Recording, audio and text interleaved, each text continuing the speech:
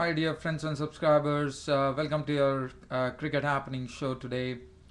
I see that response has been encouraging, and some people are also discouraging me. But let me tell you, I'm the last person to get discouraged. This cricket show would go on. There are a lot of people who like my show and always see that.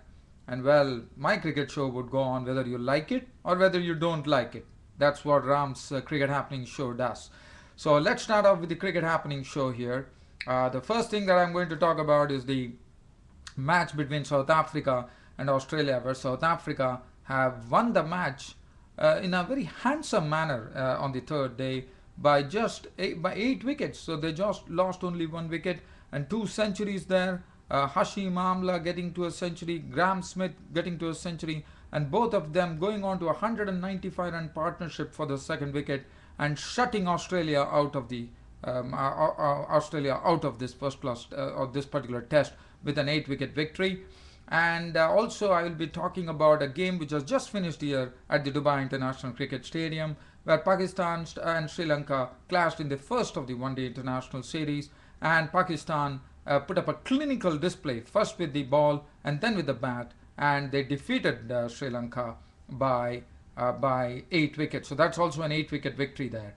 First, let's talk about the game between South Africa and Australia. Well, we know what happened. There were some dramatic things happening, which was never, this will go down as one of those great matches in Test history for the simple reason that a team which took a 188 run lead were all out for 47, and then South Africa breezed through that a particular score of 236 by having an 8 wicket victory. And today's shining main feature was the 195 run partnership with Graham Smith and Hashim Amla, with Hashim Amla making 112 with 21 beautifully hit boundaries. He had this whip shot, he passed square leg, and there was some good cover driving from Graham Smith, and also some very good shots from both. And both of them, hardly gave. Probably yesterday there was one chance which was left of Amla, the last ball of the day when he was dropped.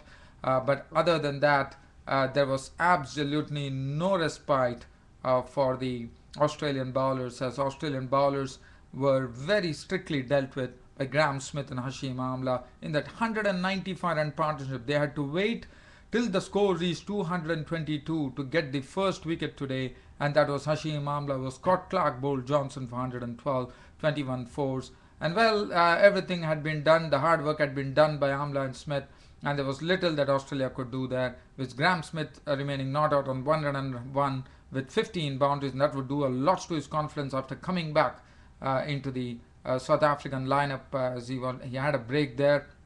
And Jack Scalise was not out on 236 for 2, and South Africa winning this match by 8 wickets. And the bowling figures: Ryan Harris 14 overs, 2 maidens, none for 67. Peter Siddle 12.2 overs, no maiden, 1 for 49. Watson 10 overs, none for 44. Johnson 11 overs, 1 maiden, 1 for 61. Nathan Lyon bowled just 3 overs, 1 maiden, 1 for 11, none for 11. And the debutant Vernon Philander, the seam bowler, the bowler from South Africa, was named man of the match for his 8 wicket haul. And what a tremendous performance from Vernon Philander. Really stuck to the task there and bowled in the right areas and got his rewards duly.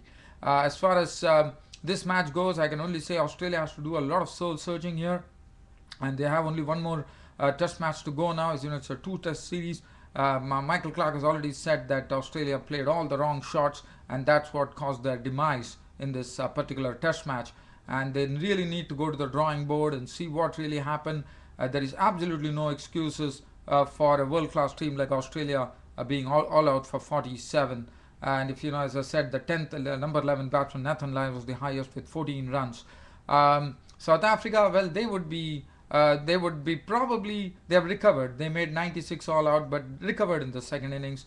They understood where they went wrong. They rectified themselves, and they came up absolutely strong and as winners. Well, now the next match that I'm going to talk about is the one-day international match which was finished at the Dubai International Cricket Stadium, where Pakistan winning the match with a clinical display with first with the ball and then with the bat, and outsmarting Sri Lanka in all the departments of the game, with Sri Lanka winning the toss and electing to bat, and Pakistan bowled out Sri Lanka for just 131. The bowlers definitely did a great job.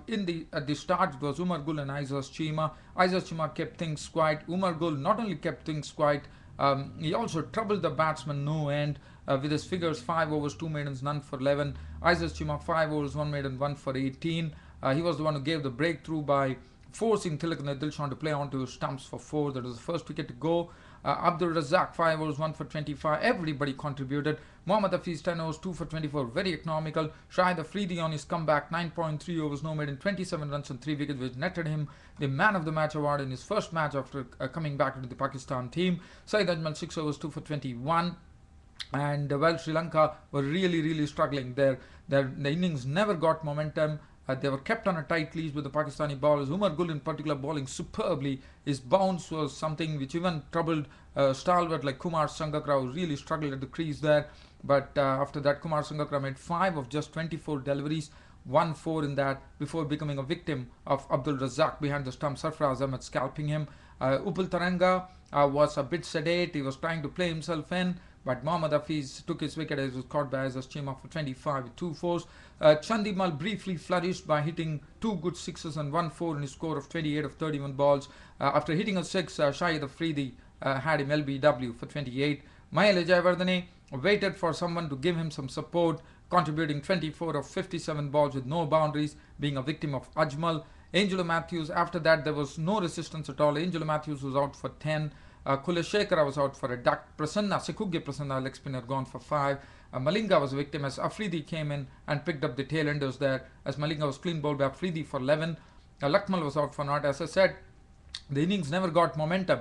The wickets started falling at regular intervals: 12 for 1, 36 for 2, 66 for 3, 77 for 4, 104 for 5, 107 for 6, 120 for 7, 122 for 8, 129 for 9, 131 all out. Sri Lanka putting up a very bad display there with some poor shot selection.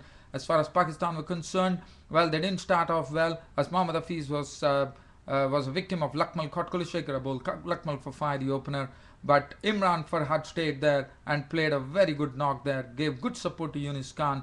Both of them piecing together 50s there, with Yunis Khan making not out 56 with 7 fours when the victory came by 8 wickets. Imran Farhad stitching together 50 of 65 balls with some very good strokes on the offside. 7 good fours there in his score of 50 of 65 balls, being a victim of Lakmal, LBW ball Lakmal for 50. That was only 2 wickets that went. Yunis Khan remained not out on 56 of 57 balls with 7 fours, playing with lots of confidence. Sarfaraz Ahmed, the wicketkeeper, was not out on 4, 132 for 2. Pakistan breezing along into the second one-day international by actually winning this first one-day international at Dubai International Cricket Stadium by 8 wickets. It was an 8-wicket victory for them, and the victory came in the 22nd over. So the bowling, Lasith Malinga had no effect on this Pakistani batsman.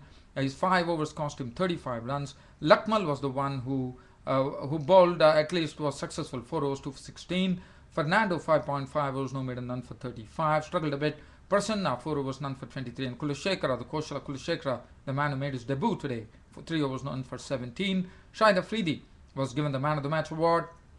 And as I said, it was very difficult for Sri Lanka. They really struggled. Very good bowling from Pakistan. Again and again I have to mention that Umar Gul bowled splendidly with 5 overs, 2 maidens, none for 11. What bowling figures it was. And all the other bowlers bowled well. Mohammad Hafiz, Saeed Ajmal, Shahid Afridi getting the wickets. Isas Chima has been impressive. He's one for the future for Pakistan for sure. And everything, as I said, it's a clinical display. First with the ball and then with the bat. And Sri Lanka lost this match by 8 wickets. So they definitely have to get on to the second one-day international and see what they can do. But Pakistan would be really buoyed up by this victory. They have got a good start to the one-day international series. Well, other than that, dear fans, friends and subscribers, pleasures bringing you this Cricket Happening show day in and day out. And thanks for your support and your encouragement. This is your host Ram saying goodbye, and I'll be back tomorrow. Until then, Ram saying goodbye. Thank you.